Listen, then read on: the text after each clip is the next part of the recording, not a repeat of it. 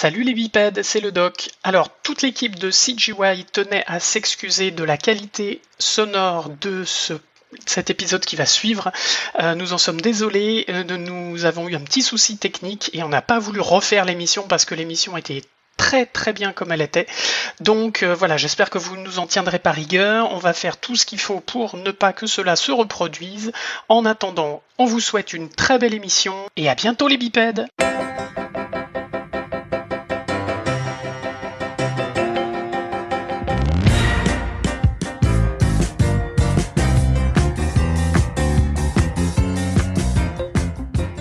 Et bonjour les bipèdes, bienvenue dans cette nouvelle émission de CGY, à la numéro 14. Oui, puisque nous avons fait la numéro 13 avec mon ami Néo qui est là aujourd'hui. Salut Néo. Bonsoir tout le monde. Et oui, ça y est, on est de retour, enfin.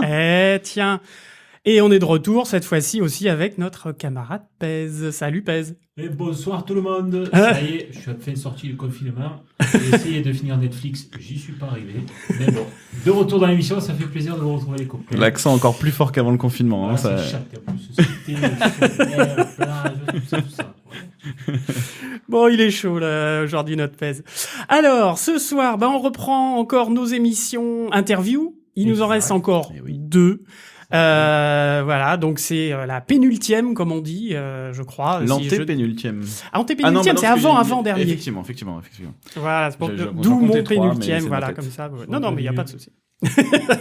Et du coup, pour cette pénultième émission, tout à fait. Eh bien, nous accueillons ce soir, on va faire une émission sur les... alors, certains les appellent les têtes d'ampoule, d'autres les appellent les gros geeks barbus dans un coin, et d'autres, par contre, eux s'appellent les devs et les TD, et ils sont bien évidemment très, très utiles à une prod. Et ce soir, donc, nous recevons un représentant des développeurs, enfin, en gros, on va dire... voilà. Très gros et de très loin. Ouais. Voilà. Mais qui va nous expliquer un petit peu tout ça de manière globale. Et un TD. Et donc on a, ce soir, vous avez entendu la voix de Belly Zerreur, qu'on a déjà entendu dans l'émission du SIGGRAPH. Exactement. Je suis ravi d'être là de nouveau avec vous. Mais c'est un plaisir de te recevoir. Et Kevin Donadieu, donc bonsoir. le TD. Bonsoir Kevin. Eh ben messieurs, je vous en prie, présentez-vous. Qu'est-ce que vous faites de votre vie ? 0, 1, 0, 0, 1. En français, s'il vous plaît. J'ai toujours voulu apprendre le binaire, mais malheureusement, je ne suis pas aussi à l'aise que toi.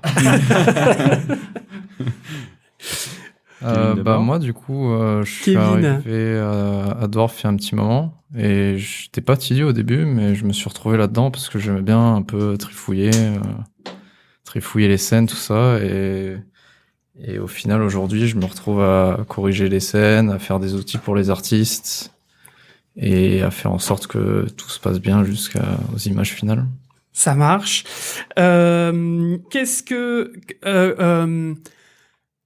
Par quoi t'es arrivé ? Quel a été ton parcours, toi, Kevin, un petit peu, voilà, d'où tu viens avant d'arriver à Dwarf ? Avant d'arriver à Dwarf, j'ai fait des études spécialisées dans la CG animation. À la base, je voulais faire du jeu vidéo, mais au final, j'ai pas trop trouvé vers Aix-Marseille des écoles.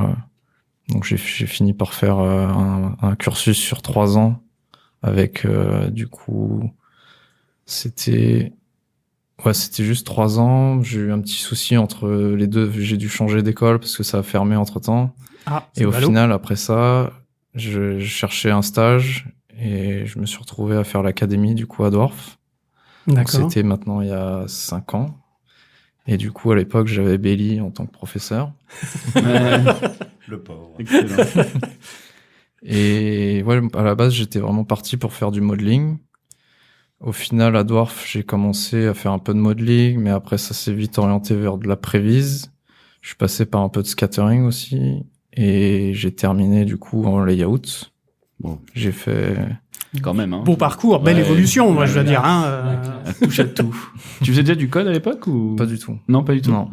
C'est ouf. Comme quoi. Fantastique. Ça va être une des questions qu'on aura tout à l'heure, mais c'est marrant. Donc, t'as commencé sans vraiment... Ouais, sans savoir... j'avais un peu les bases grâce à l'académie, mais c'était vraiment des bases simples, quoi. Ok. D'accord. Et après, ils t'ont proposé un poste TD. Oui, c'est ça. On m'a On a demandé de l'aide un jour Ouais. et puis il est jamais reparti. C'est un piège. Oh, on en a eu quelques-uns comme ça. Il paraît. Du coup, Belly, à toi. Alors, j'ai un parcours assez atypique dans un sens. J'ai toujours su que je voulais faire de la 3D, mais effectivement, un peu comme Kevin, dès le départ, j'avais envie de faire plutôt du jeu vidéo. Mais bon, à l'époque, j'avais regardé un peu, il n'y avait pas grand-chose qui se proposait en cursus sur le sujet. C'était principalement à Paris. Et bon, mon envie de monter à Paris était pas très développée. Donc, je me suis plutôt orienté vers de l'informatique générale au sein d'un DUT. Ça n'a pas donné grand-chose. Il y a eu pas mal de péripéties. Et au final, au bout de 3 ans que j'ai perdu de ma vie, où je n'ai pas fait grand-chose, je n'ai pas accompli une seule année, en passant par hasard dans un salon de l'étudiant pour trouver une école de coiffure pour ma belle-sœur, j'ai vu des écoles de 3D. J'ai dit, bon, écoute, il y en a marre, on va essayer par là. Il y a de la Donc, lumière, je rentre. c'est ça. Donc, j'ai pris un joli prêt, je me suis inscrit dans cette école de 3D et j'ai eu la chance, surtout là-bas, de rencontrer du coup le patron de Dwarf, qui est Olivier. J'ai fait un apprentissage assez général. J'avais pour but à la base de devenir, d'ailleurs, comme Kevin, encore une fois, modeleur. Au bout de quelques semaines de production et 140 versions du même personnage qui était toujours pas approuvé par notre client, j'ai compris que je n'étais pas fait pour être un modeleur. Donc je me suis reconverti dans le VFX. Mais les besoins de VFX sont quand même relativement bas dans notre studio, surtout à ses tout débuts. Et du coup, un jour, le patron est venu à mon bureau. D'ailleurs, c'était officiellement le premier jour que je prenais poste à Dwarf. Et il m'a posé un magnifique livre qui s'appelait Visual Effects, Scripting for Visual Effects dans Maya. Et il m'a dit, voilà, apprends ça, t'as un mois. Donc, j'ai dit, ok, j'ai appris le mail. J'ai un langage que je suis content d'avoir oublié depuis. J'ai appris un peu le côté technique de Maya et une chose en amenant un autre, j'ai fait un peu de tout, un peu de rig à l'époque, un peu tout ce qu'il fallait puisqu'on n'avait pas vraiment besoin de FX. Et naturellement, je me suis orienté vers le fait de développer des outils pour mes camarades qui, eux, produisaient de l'art, du vrai, du beau, du joli. Et ça a continué comme ça depuis toujours, en fait. J'ai juste continué sur ce parcours et aujourd'hui... Alors, officiellement, je supervise le pipeline. Je suis pipeline supervisor et je travaille énormément, du coup, avec les développeurs. Mais je ne suis pas un développeur. Mais tu n'es pas un développeur. Voilà. Ah. Si tu aimes t'entendre m'appeler un développeur, il va avoir une syncope. Et ce bouquin, il t'a vraiment permis d'avoir une vision d'ensemble sur le pipeline, justement, ou est-ce que c'est plutôt après, avec l'expérience, que c'est venu, disons que le VFX avait peut-être été une porte d'entrée pour... Non, je dirais que ce bouquin particulièrement, il m'a donné... il est vraiment axé sur la possibilité de faire du FX, et d'utiliser le script pour faire du FX, et ça m'a mis le pied à l'étrier. Alors pour ceux qui connaissent, à l'époque, il y avait un langage qui s'appelait QBasic, que j'utilisais sur mon vieux 386 il y a 20 ans, Mon Dieu. dans MS-DOS, et je faisais des jeux vidéo avec, mais c'était très basique, d'où le nom, QBasic. Mais du coup, j'avais quelques bases, j'avais des bases de Linux et le fait de faire du mail m'a amené un côté un peu plus pro à la chose et m'a vraiment permis de commencer à voir qu'est-ce qu'on pouvait faire de façon un peu plus sérieuse avec le scripting, quoi. Ok. Alors du coup, superviseur pipeline, TD, c'est des métiers à proprement parler ou il y a quand même des sous-catégories respectives dans chacun de vos métiers? Alors déjà, je dirais juste une chose, c'est que TD, la définition change en fonction de l'entreprise dans laquelle tu es. D'accord. Parce que TD, on rappelle que ça veut dire Technical Director. Exactement. Directeur technique. Ah. Donc ça fait... Ça en impose. Ça déjà. pète, c'est ça. Alors, Kevin, redresse-toi dans ta carte.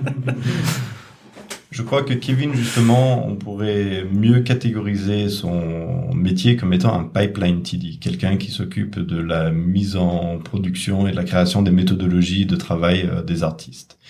Au contrario, tu vas avoir des caractères TD, c'est un poste officiel que tu vas avoir dans beaucoup d'entreprises, mais qui, en fait, c'est ce que nous, on appellerait plus un rigueur. Quelqu'un qui s'occupe de la mise en place des squelettes et des systèmes de déformation et non pas quelqu'un qui va s'occuper du côté pipeline de la chose. Donc il y a vraiment beaucoup de définitions en fonction d'où tu es. C'est pour ça, aux entretiens d'embauche que je mène, je m'assure de bien clarifier qu'est-ce qu'on attend des gens, puisque des fois ils peuvent déchanter en arrivant et s'apercevoir que c'est pas ce qu'ils voulaient. D'accord.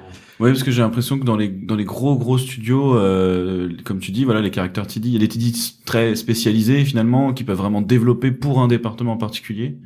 Alors que quand on a une petite structure, on va souvent demander à des TD de couvrir plein de problèmes en même temps, essayer de faire en sorte que la barque tienne encore, voilà, coule pas pendant le voyage, quoi. Et ça, c'est un peu ça, je pense. Oui, on appelle souvent Kevin le sapeur-pompier ou Gigi. Ouais, voilà. Le sauveur de l'humanité et de la prod. Hein. Ouais, on peut dire ça, mais je suis pas le seul. Donc c'est pas Toujours vraiment épaulé. alors, plus que des sous-catégories, c'est plus c'est Dénomination. ouais, chacun va un peu se partager le boulot, mais c'est parce que tu disais, Kevin, t'es pas le seul.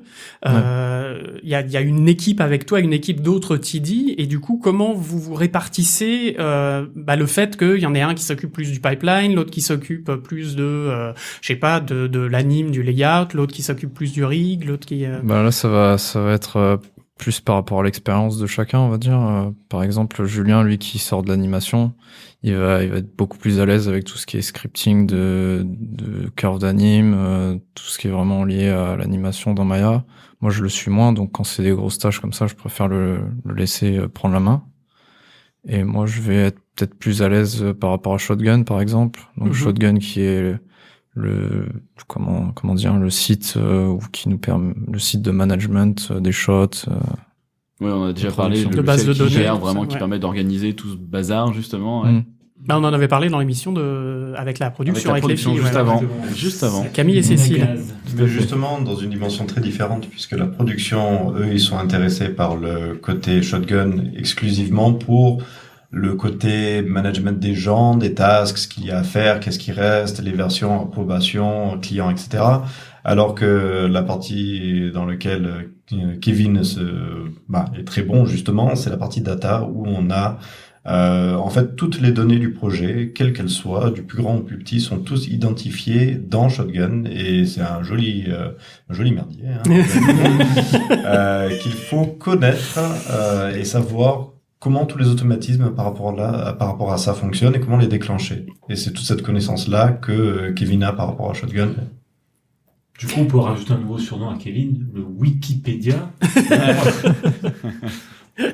Mais du coup, ça, alors, Kevin, toi, tu connaissais pas Shotgun. Non, du tout. T'as appris en regardant quoi? T'as fait opération à cœur ouvert, t'as regardé comment ça fonctionnait, En et puis c'est quelque parti, sorte, t'as fait les ouais, branchements. c'est vraiment à l'usage. Je me suis rendu compte de certains trucs, puis j'ai passé pas mal de temps du coup avec Belly à découvrir le TD et à voir comment ça fonctionnait, comment le pipe était implémenté, comment Shotgun était implémenté dans le pipe, tous les, on va dire tous les petits raccourcis entre des petites chaînes de texte qui vont décrire un endroit où est situé le fichier de code, des trucs Ouais. comme ça. Oui, parce que c'est vrai qu'on l'a vu pendant la production du côté management, mais en fait, faut bien avoir conscience que c'est un logiciel, on va dire comme Excel, pour vraiment faire un truc très grossier, mais qui a un lien. Il y a un lien hyper. C'est vraiment lié avec nos logiciels 3D à l'intérieur, quoi. C'est les deux cohabitent vraiment, quoi. Ouais. Shotgun est vraiment une grosse base de données et tu peux le connecter effectivement et c'est ce que on parlait un peu des rôles des gens tout à l'heure, c'est ce que ferait justement le pipeline TD, c'est savoir comment enregistrer des données là-dedans. Alors pour le Vulgum Picus, on va appeler ça un publish ou dans Dwarf, il y a aussi la notion de package, mais tout ça ne sont que des opérations scriptées qui permettent d'insérer une information dans une base de données de Excel et qui dit tel asset et qui s'appelle Toto, qui a une task de modeling, il a un champ qui s'appelle chemin et qui l'amène à tel endroit. Mais le côté ironique, c'est que il dit que je lui ai montré au début, mais maintenant quand j'ai des questions, c'est à lui que je les pose. L'élève a dépassé le Ouais, maître. c'est ça. Jedi à nouveau. Bon, c'est bien, du coup, belle évolution. Et puis, mais alors, est-ce que, je rentrais un petit peu dans les questions un peu plus spécifiques, est-ce qu'il y a besoin de savoir coder, peu importe le langage, je pense qu'on utilise peut-être plus le Python, on s'oriente plus vers du Python, non? Oui. Tout à fait, c'est le langage. Globalement, par défaut maintenant, ouais. voilà. Est-ce qu'il faut savoir obligatoirement coder en Python pour être TD? Je crois que tu as un excellent exemple là-dessus. Mais je ne voulais pas en parler. Ne dévoile pas tout. Bah oui, quand même, je ne pouvais pas éviter celle-là. Oui, mais... oui, je suis aussi un peu TD. Bon, d'accord, ok. Mais bon, ça, voilà, ça c'est dit, c'est fait, mais bon. Non, mais là, on s'adresse vraiment plus à des TD purs. Je me considère pas comme un vrai TD complet. Enfin, voilà, je peux pas... Bah, ça dépend. J'ai un peu le syndrome de l'imposteur, si tu veux. Je dirais que ça dépend vraiment du domaine d'intervention. Si tu es vraiment... alors, je travaillais il y a quelques années avec un studio. Pour l'ensemble de l'équipe de production 3D ils avaient qu'un seul TD. Alors, cette personne, elle avait beaucoup de mal à gérer tout ce qu'il y avait, mais si elle n'avait pas su scripter à ce moment-là, ça aurait été impossible de faire quoi que ce soit dans la production. Donc déjà qu'il a dû mettre en place un système d'autorig pour gérer les 200 personnages qu'il y avait à riguer. En même temps de ça, il était en train de faire toutes les connexions avec leur data manager. Alors, c'était pas Shotgun, mais je sais plus exactement lequel c'était. Donc oui, dans un sens, c'est extrêmement bénéfique. Est-ce que c'est obligatoire? Ben non. Par exemple, bon, on a parlé de toi, mais c'est vrai que tu nous rejoins depuis quelques mois. Mais on va prendre plutôt l'exemple de Youssef. Youssef Tak, c'est donc un lighter, comme vous avez présenté dans une de vos autres émissions. Il nous a rejoint dans l'équipe TD et effectivement, alors c'était du dépannage total, on avait besoin de quelqu'un pour gérer pas mal de choses dans le soft lumière. Et sa principale qualité par rapport à ça, c'est qu'il était extrêmement technique, mais il ne savait pas coder. Par contre, il savait décortiquer une scène et comprendre comment elle fonctionnait. Et donc, c'était ça sa plus-value. On lui a généré plein de scripts pour qu'il automatise les trucs dont il avait besoin, mais en soi, il nous a dit ce dont il avait besoin, on lui a fourni, et il s'occupait tout seul de réparer des scènes, automatiser des trucs, ou prendre un fichier qui faisait 15 000 lignes et le réparer à la main. Donc, il savait pas coder, mais il savait décoder. c'est Quoi. ça. Par contre, à force des choses, il a appris à coder. Ouais. À force de lire le code, etc., tu l'apprends. Ça te titille et tu commences à faire des petits trucs à gauche à droite et ça va de plus en plus loin. C'est vrai que quand tu commences à te rendre compte du pouvoir que c'est de savoir coder, t'as envie d'aller beaucoup plus loin. Bah, surtout quand on a un projet qui est quand même assez conséquent avec un logiciel comme Shotgun qui est assez important. Là, Kevin, toi, demain, tu serais pas codé, tu t'en sortirais, oui ou non? Clairement. Je pense j'aurais plus beaucoup de cheveux. Je pense pas pouvoir m'en sortir. Enfin, le nombre de fois où j'ai dû faire beaucoup d'opérations, le script m'a vraiment sauvé parce que au lieu de faire une action peut-être 2 fois, au lieu de faire une action 20 fois, je vais la faire qu'une fois, quoi. Mm-hmm. Et encore, tu dis 20, oui, 20 c'est fois que tu es en train d'agir sur un épisode entier, sur 200 ou 400 shots. Ouais. C'est sûr, ça peut vite monter et faire tout ça à la main, c'est compliqué, quoi. Ça prend du temps. Et tu l'as appris comment le code alors du coup, parce que tu nous as dit que tu savais pas coder à la base. Non. Et que. Au début, c'était vraiment un peu comme Youssef, je regardais les trucs, j'essayais de comprendre, j'avais beaucoup de mal. Ensuite, on a eu des cours particuliers avec Belly. Enfin, on était une petite dizaine à faire des cours, je crois que c'était 2 fois par semaine. C'est vrai. Et au sein de Dwarf. Au sein de Dwarf, Moi, j'ai essayé. Je vous dis honnêtement, j'étais pas prêt à cette époque. Peut-être un jour. Et puis bien sûr, au début, c'était compliqué. Je faisais beaucoup d'erreurs, ça marchait pas très bien, mais j'étais toujours épaulé pour corriger les erreurs et améliorer tout le code que j'ai pu faire. Aujourd'hui, j'ai encore beaucoup de lacunes, mais je commence à me débrouiller et je pense que c'est déjà une bonne base et que la plupart des TD ont besoin quand même d'un coding correct pour... Ouais, ça semble quand même vachement faciliter les choses, mine de rien. Oui. Voilà. Ça fait passer un niveau, quoi. Ouais. Voilà. Parce que c'est vrai qu'on parlait de sous-catégorie tout à l'heure et j'ai eu beaucoup aussi de TD support, on va dire, qu'on considérait plus comme support, qui étaient là pour surtout dans les grosses boîtes où il y a, par exemple, la boîte où j'étais avant, il y avait 100 animateurs sur un projet. Quand t'as 100 personnes qui te disent, j'ai tel problème, c'est bien d'avoir des gens qui comprennent un petit peu, qui font le tri, qui envoient ça après vers des gens soit qui ont besoin de développer, soit qui peuvent corriger les choses, soit si c'est vraiment un développement qui a besoin d'avoir un développement de fond, par exemple, de vraiment changer un truc profond. Et je pense que t'as effectivement, une fois que tu sais coder, à ce moment-là, Passer un palier, ouais. Ouais. Différents paliers, bien sûr. Ouais, c'est ça. C'est ça. Et quelqu'un qui sort d'une école d'info, est-ce que n'importe quelle personne qui sort d'une école d'informatique peut éventuellement se dire travailler dans l'animation 3D, ou est-ce que ça demande un truc particulier Oui, est-ce qu'il y a des écoles particulières pour de former les code gens, à la 3D, quoi? Exact, ouais. Alors, il y a Ouais. 2-3 questions là en même temps. Dans l'ordre, est-ce que les écoles d'informatique... Alors, je vais te prendre au mot par rapport à ça, donc je parle d'écoles de programmation. En tant que tel, oui. D'ailleurs, Tuan, qui est maintenant l'un de nos seniors devs en charge justement du pipeline, il sortait d'une école d'informatique, l'IRM à Montpellier, et il a appris le métier. Il avait le côté code, mais ce qui lui manquait, c'était le métier, et ça, il l'a acquis en arrivant. Et il est justement l'un des défenseurs de cette idée que n'importe quel développeur peut apprendre à devenir un codeur pour le métier de la 3D. C'est des données, tant que tu sais gérer des données, tout va bien. Par contre, on a d'autres... ensuite, dans la question, on pourrait prendre ça du côté de l'école de 3D. Alors, je dirais que de base, les écoles de 3D, étant donné que la majorité des gens qui vont dans une école de 3D, c'est des artistes qui veulent entrer dans le côté 3D, modélisation, surfacing, texturing et compagnie, ils n'ont pas un niveau technique. Et la majorité d'entre eux quand je dis majorité, je pense vraiment à 95% plus, ne seront pas des gens qui pourront faire TD, juste du fait que c'est des gens vraiment, vraiment artistiques à la base. Et ils sont là pour l'art. Maintenant, l'exception à la règle, puisqu'il faut qu'il y en ait, on a quelques écoles qui commencent à se spécialiser et à faire des formations qui sont dédiées à la 3D. Je crois que l'ESMA en a lancé une, et je connais pas trop leur programme, donc je peux pas me prononcer là-dessus. En Allemagne, t'as la Film Academy Baden-Württemberg aussi, qui est l'une des premières Où ça? écoles. En Allemagne, en Stuttgart, la Film Academy Baden-Württemberg. Il le dit 2 fois sans se C'est ça, je voulais dire. Non, Faut apprendre le Python, les mecs.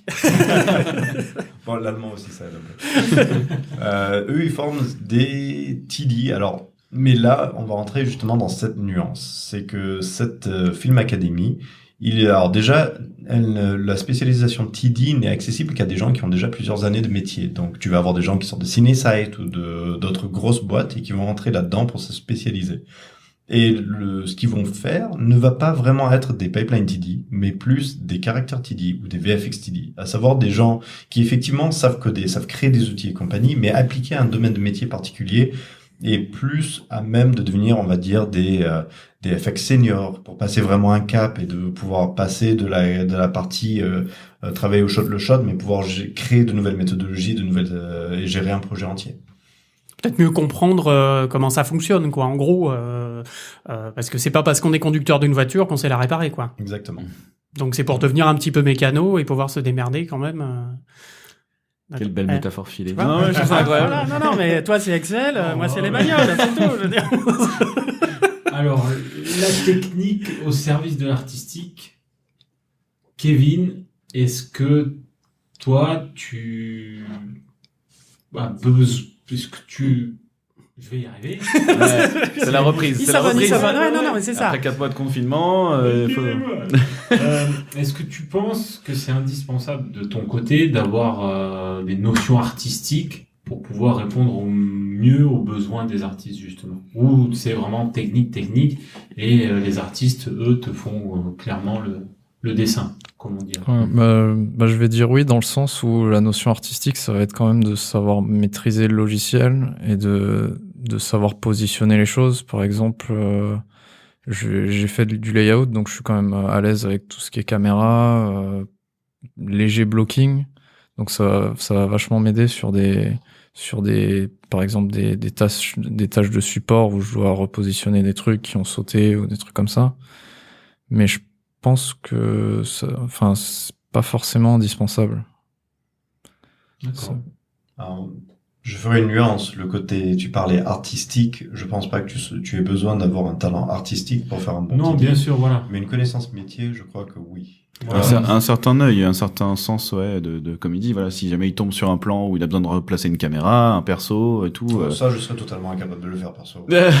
Ça, je dirais retake artistique et basta. D'accord, ok, Non, ok. Le fait que Kevin, tu aies une expérience artistique avant de passer TD, ça reste C'est quand même une un plus-value. plus. Ouais, carrément. Carrément, ouais. Ouais, c'est clair. Alors, J'ai une question très con. À quoi ça sert un pipeline? Parce que quand Il a on osé, est... il a osé. Quand... J'ai osé. À Non, faire parce que... râler les artistes. C'est ça.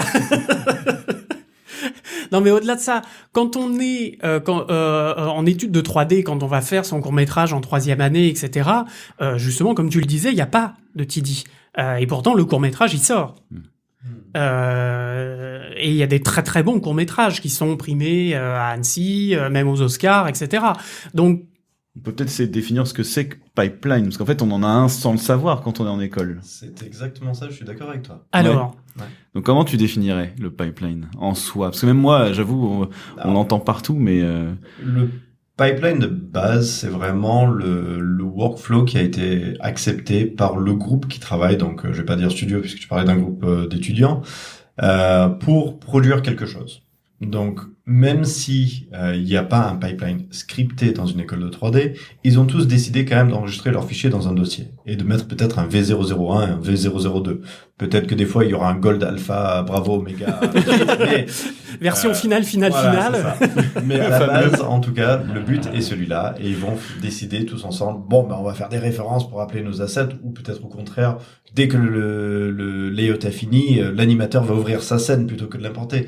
Et ils vont décider d'une méthode et c'est cette méthode qui est vraiment la base du pipeline en tant que tel. qui va lier tous les départements on dont peut on aller parle beaucoup depuis plus le loin. début. Ouais. Et là, tu commences à coder, et là, La nomenclature en fait partie, je suppose. Oh, oh oui. nommer correctement les choses, Nerf c'est de la guerre. primordial. Hein. Et peut-être un des plus gros débats qui ait jamais eu. Tu ne peux pas mettre dans une pièce 2 personnes et espérer qu'ils soient d'accord sur une nomenclature. C'est horrible. Donc ce pipeline, il sert à consolider tous les départements qu'on a vus dans ce podcast et faire en sorte que chacun puisse transmettre ses fichiers aux autres, que ça se passe correctement, que voilà, que personne au bout d'un moment se retrouve bloqué dans la chaîne. Hein, qu'est-ce que je fais maintenant? Où est mon travail? Où est machin? C'est ça? Oui, ça ajoute une certaine sécurité aussi d'avoir. Enfin, c'est un peu à part, mais il y a quand même tout ce qui est backup et tout, où tous les fichiers ils sont.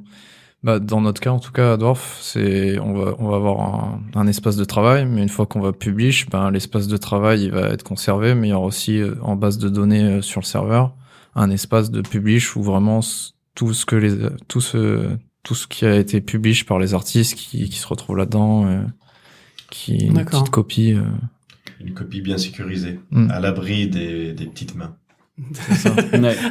Ça permet aussi d'ailleurs de vraiment officialiser, parce que finalement, quand t'es dans une boîte, t'as toujours ce truc de l'étudiant où t'as tes petits dossiers à toi où tu fais tes affaires, puis à un moment donné, il faut quand même rendre la chose officielle sur le serveur, accessible à tout le monde, et on évite d'envoyer tout n'importe quoi pour que ça se retrouve pas dans les mains des clients. C'est ça, une histoire de passation. Ouais. De comment est-ce que tu transmets les données. Et c'est pour ça, je pense qu'ils ont adopté le mot pipeline au départ, c'est que tu imagines vraiment le côté tuyauterie que tu aurais, comme ma femme elle m'appelle le plombier numérique, j'adore. Magnifique. Mario. C'est énorme. Titre. Mario, du coup, hein. Bah, notre but est de pouvoir mettre quelque chose dans un tuyau et que de l'autre côté, ça sorte toujours de la même façon. Donc, on crée tous ces petits chemins. Et ça peut aller, c'est extrêmement large, un pipeline. Il y a autant de pipelines qu'il y a de studios déjà. Et ils peuvent adopter des méthodologies extrêmement différentes.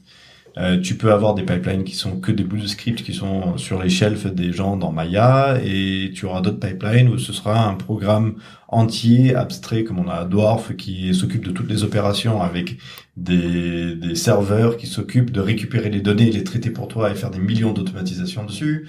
Tout comme tu as des pipelines de jeux vidéo où c'est des systèmes où plutôt que de versionner en faisant une V1, V2, V3, V4, V5 d'un objet, tu vas toujours garder qu'une seule version, puisqu'à la fin, le but va être de pouvoir compiler toutes ces données et en faire un exécutable. Mais tout ça, c'est des pipelines, mais diamétralement opposés dans le concept. D'accord. Et alors, est-ce qu'un TD qui vient ou un dev d'ailleurs, mais peut-être plus un TD, qui vient du monde de l'animation peut passer dans le jeu vidéo et vice-versa, Absolument. même si les pipelines sont différents? Tout à fait. Oui, aucun problème à ce niveau-là. Il y a un temps de formation. Même, tu parlais des devs tout à l'heure et j'hésitais un peu dessus. Je dirais que c'est un peu plus compliqué pour les devs que ça ne l'est pour les TD. Les TD, en quelques heures de formation, Même si le pipeline change, Maya ne change pas, Blender ne change pas, Nuke ne change pas. Donc leur corps de métier, celui sur lequel ils sont spécialisés, ils savent déjà comment ça marche. Mais par contre, les devs, quand ils arrivent dans une nouvelle boîte, ils sont là, oh mon Dieu, j'ai 1,5 milliard de lignes de code qui définissent un process. Comment est-ce que par quel bout je l'entame? Donc je dis un petit bout par-ci, un petit bout par-là, et pour se faire une image d'ensemble de comment fonctionne ce pipeline, ça prend beaucoup de temps. Et ça peut être des semaines ou des mois pour vraiment se mettre dans le cœur du pipe et de comprendre comment il faut le modifier. Donc même aujourd'hui, on a des développeurs qui sont là depuis bientôt 1 an et demi, qui découvrent de nouvelles choses à chaque fois qu'ils ont un nouveau projet sur lequel ils doivent se lancer. Ils sont obligés d'aller fouiller dedans et comprendre, puisque c'est énorme.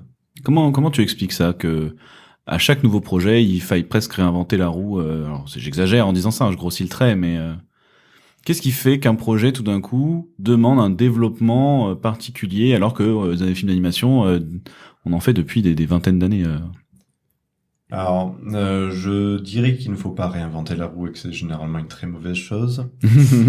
Mais il y a une demande d'évolution, d'optimisation, de nouvelles méthodologies ou de nouvelles contraintes qui sont demandées par le client. Le client d'avant, il voulait juste avoir 3 personnages en fond qui faisaient coucou à la caméra et ça leur allait. Le nouveau client, il a envie qu'il y ait l'armée de Mordor qui descende et qui abatte le mur. T'as des méthodes différentes à mettre en place. Donc, des fois, c'est juste mettre en place quelque chose de nouveau ou les TD, justement, au fur et à mesure de leur travail sur l'année, ils ont dit cet aspect-là du pipe, il me fait vraiment bip. Donc, il faudrait qu'on trouve une solution de faire en sorte que les prochaines fois, on ne galère pas autant là-dessus. Et les développeurs vont travailler avec eux sur comment est-ce qu'on peut éviter ça. Donc, il y a plein de choses. Et puis, il y a une petite qualité personnelle, c'est que je dirais à rapport avec le CGSUP et aussi avec le sup du département, où même si tu lances le même jour 2 projets qui ont à peu près les mêmes ambitions, avec le même studio, le même pipeline, les 2 CGSUP et les SUP des studios vont avoir des envies et des méthodes différentes à appliquer. Et c'est là où interviennent les TD pour vraiment adapter le pipeline à la méthode qui a été acceptée sur ce projet particulier. D'accord. C'est ce qui rend un pipeline assez difficile à rendre très malléable, parce que j'imagine c'est dur d'anticiper toutes les possibilités, de se dire Garder la flexibilité. voilà. En même temps, t'as besoin d'une stabilité parce que tu fais plusieurs projets pour une boîte, donc c'est compliqué, quoi. Voilà, On les sent merci. épuisés. Je vous le dis tout de suite, on les sent très épuisés. Et justement, monsieur les plombiers numériques. J'aime bien. On va garder ça comme Je pense ça. qu'on va la garder pour l'émission. Ouais. Alors, monsieur les plombiers numériques, quels sont vos outils pour gérer ce pipeline? Quels sont-ils? Les outils, déjà Shotgun c'est un très bon outil, enfin surtout son API. D'accord. Son API. Oui. Ouais, son API du coup. Ça va être toute la. Ça veut dire quoi? Ça veut dire quoi, API? Je saurais pas le dire. C'est Advanced Programming Interface. Ouais. Ah, c'est bon. Donc, Une interface de programmation avancée. d'accord. Donc, ce qui permet de coder dedans, c'est ça? Plus ou Permet moins. de communiquer avec. Ouais. Très exactement. D'accord, ok. Donc par exemple, en gros, ça va être son propre langage. Ça reste dans du Python, mais c'est lui il va avoir toutes ces fonctions qui sont déjà créées et qui sont paramétrées d'une certaine façon et qu'il va comprendre et qu'on va pouvoir utiliser pour, par exemple, mettre à jour un attribut. C'est ce qui fait qu'il est capable de communiquer avec Maya, par exemple? Puisqu'il est capable de traiter du Python et que Maya traite du Python aussi. Ils parlent le même langage, justement, Ouais. en quelque sorte. Donc, ils se comprennent et ils peuvent s'envoyer des infos. C'est une façon de faire, ouais. D'accord. Et du Quoi coup, d'autre comme outil? Des trucs qui te viennent à Bah, part tes mains et aussi, ton cerveau? Après, il y a les logiciels. Du coup, moi, j'utilise principalement PyCharm. Donc, ça va être des softwares de coding pur, dans laquelle tu vas avoir ta racine de dossiers. Et dedans, tu vas avoir tous tes scripts loadés. Il va avoir des sources. Donc, ça va sourcer tous les fichiers. Il y a toutes les méthodes qui vont être reconnues, permettre de naviguer plus facilement et retrouver les choses. Il y a aussi Sublime qui est utilisé. C'est quoi Sublime? C'est la même chose. C'est un éditeur de texte. C'est un Donc notepad c'est- vachement amélioré. Ouais, C'est voilà. ça, hein, c'est principalement du texte. Ouais. Et puis, après, comment tu fais, du coup? T'es obligé de retourner dans les logiciels 3D ou est-ce que tu peux appeler les logiciels dans celui-là, tu vois? Ou est-ce que tu tapes des tas de lignes, au bout d'un moment tu dis bon, faut que je teste, j'envoie ça dans le logiciel, je regarde comment ça marche et tu fais des allers-retours en permanence comme ça ou... Ouais, bah, je pense après, c'est un peu c'est le workflow de chacun. Moi, j'aime bien peut-être commencer à tester dans le logiciel si j'ai besoin de travailler dans ce logiciel. Donc, je vais faire, je sais pas, peut-être 10 lignes pour tester. Une fois que j'ai une bonne base, après, je vais aller dans mon fichier texte et après, je vais enregistrer ce fichier et je vais appeler le fichier dans Maya, par exemple. D'accord. Et c'est là qu'il va être exécuté. Après, il y a d'autres façons de faire. On peut utiliser un Maya sans interface aussi. Donc, c'est le Maya PY où on va envoyer des données dedans, enfin du script, et l'exécuter sans qu'il y ait d'interface, mais vraiment que le retour de texte.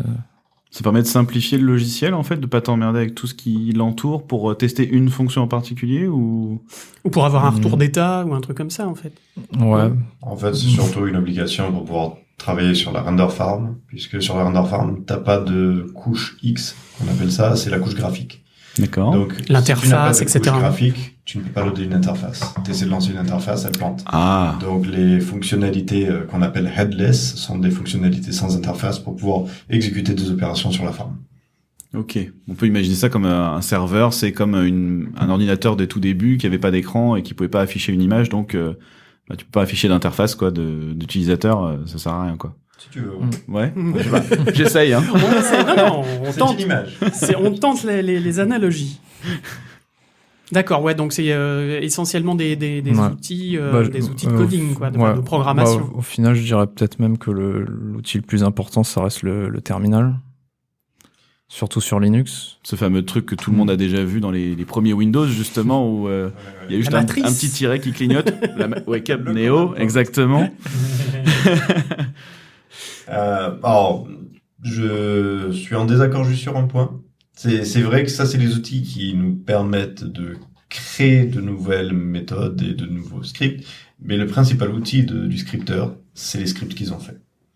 Tous les tâches d'automatisation qu'ils ont développées. On a toute une batterie d'outils qui existent aujourd'hui uniquement puisque les TD se sont aperçus qu'ils avaient besoin de faire ci, ils avaient besoin de faire ça, ils doivent pouvoir agir sur tel élément. Et aujourd'hui, à n'importe quelle situation, quasiment, les TD peuvent exécuter un script avec quelques paramètres et régler le problème. Si c'est mettre à jour tous les assets d'un shot, que ce soit au contraire changer les variantes qu'il y a dans un shot, que ce soit re-exporter une géométrie puisque pour une raison ou une autre elle a planté, tout ça c'est les outils qu'ils utilisent au quotidien. Alors, les deux sont importants. Savoir les créer et surtout, derrière, savoir les utiliser, quoi. Oui, t'as un peu ta boîte à outils que tu prends, t'as un écrou qui a pété, hop, t'as ta clé anglaise, et hop là, quoi. Oui, en fait, vous créez votre clé anglaise pour resserrer les à la trucs. demande, quoi. D'accord. On a besoin, clairement. C'est ce qui fait d'ailleurs que chacun crée un peu ses outils et que c'est compliqué de reprendre le code de quelqu'un, de se le réapproprier, etc. Selon, il a sa façon de coder, sa façon d'appeler les choses, sa façon de ranger sa boîte à outils, quelque part. Et que du coup, quand tu prends la boîte à outils de Jean-Michel, bien que je les aime beaucoup, les Jean-Michel, ça n'a rien à voir, mais voilà, qui a foutu ces trucs de perceuse avec ses clous et tout, machin, tout mélangé et tout, bah là, c'est un peu plus compliqué de s'y retrouver. Lui, il s'y retrouvait très bien. Il pourrait modifier tout ce que tu veux. Moi, je sais que j'ai eu des problèmes comme ça avec des gens qui étaient capables de coder, qui voulaient faire absolument plein de trucs pour l'animation, etc., etc., sauf que ça rentrait pas dans la méthodo du pipe du projet en lui-même, enfin de la boîte même en lui-même. Et ça posait souci, parce que quand les gens récupéraient son code, c'était illisible pour eux, quoi. Ouais. Voilà, on entre dans un domaine un peu plus vaste de ce qui s'appelle, je dirais, le code styling. Très souvent, au sein d'une équipe de développement, on doit définir un style de codage. C'est-à-dire comment est-ce que tu définis tes fonctions, comment est-ce que tu les nommes, comment est-ce que tu mets ta documentation. Et en soi, si tout le monde respecte ce style, ça rend déjà beaucoup plus simple le fait de revenir dessus. Mais ça peut aller assez loin et même être comment est-ce qu'on crée une couche d'abstraction pour appeler un système d'un programme. Ça peut être plein de choses. Et si on respecte ça, tout va bien. Si, au contraire, on essaye à chaque fois de réinventer sa roue et de faire quelque chose de nouveau qui n'a rien à voir avec ce qui existait dans le pipe ou dans un autre outil, c'est là où les gens se tirent les cheveux. Tuan, pardonne-moi. C'est un message personnel, visiblement. Mais alors, s'il faut développer autant de choses, est-ce que ça veut dire que les logiciels qu'on utilise, les Maya, les Nuke, tout ça, est-ce que ça veut dire que ils sont faits avec les pieds, pour être poli? Non, mais tu as donné un très bon exemple. Maya et Nuke ne sont pas faits par les mêmes personnes et ça les arrange pas qu'ils travaillent ensemble. Donc il y a une histoire de politique derrière. Si tu reprends cet exemple exact, Autodesk, ils ont créé un format personnalisé qui s'appelle le FBX, qui permet une interopérabilité entre Maya, 3ds Max, Tous les logiciels de leur quasiment suite, en tout fait. leur- Voilà. Ils ont créé des systèmes internes qui permettent de simplifier tous ces échanges. Mais dès que tu veux sortir des sentiers battus, c'est là où nous, on est obligé d'intervenir. Mhm. Ouais, donc Ouais. vous faites un peu la passerelle entre différents logiciels pro qui eux-mêmes se font un petit peu la guéguerre à celui qui aura son workflow, sa façon de travailler, mais sans vouloir trop la partager avec les autres. Ouais, souvent. Des fois, il y a tu parlais des écoles de 3D qui avaient souvent des petits plugins qu'ils utilisaient pour travailler ensemble et permettre de réaliser un projet. Il y a par exemple, tu prends l'outil Mari de Foundry, qui est un outil de paint de texture. Il y a un outil dedans qui permet de le connecter à un Maya et de faire des allers-retours sur les textures pour que dans ton Maya, tu puisses avoir tout ce que tu as peint et pouvoir le rendre dans ton moteur de rendu. Donc, il y a des fois des passerelles comme ça qui existent, mais c'est souvent bidirectionnel ou unidirectionnel entre un soft et un autre. Nous, on a une philosophie très différente où on ne vise pas un soft en particulier, mais au contraire, on vise le fait de prendre ces données, de les abstraire et de les mettre dans une base de données. Et ensuite, c'est chaque soft qui peut piocher dans ces données les données qui les intéressent. Donc, c'est une philosophie très différente de ce que ferait un développeur dans un logiciel, je veux dire, dans un éditeur. D'accord.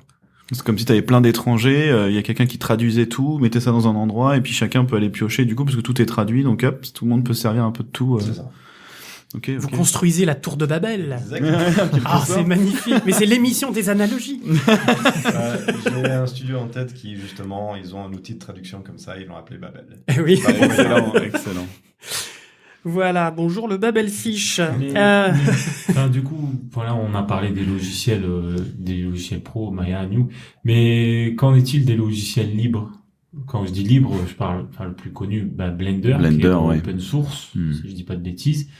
Comment ça se passe avec ce genre de logiciel? Est-ce que ça vaut vraiment le coup de l'intégrer? Parce que justement, c'est open source et on va pouvoir un petit peu le moduler à son image, ou bien non, justement, c'est la porte ouverte à n'importe quoi et oula, on fait attention.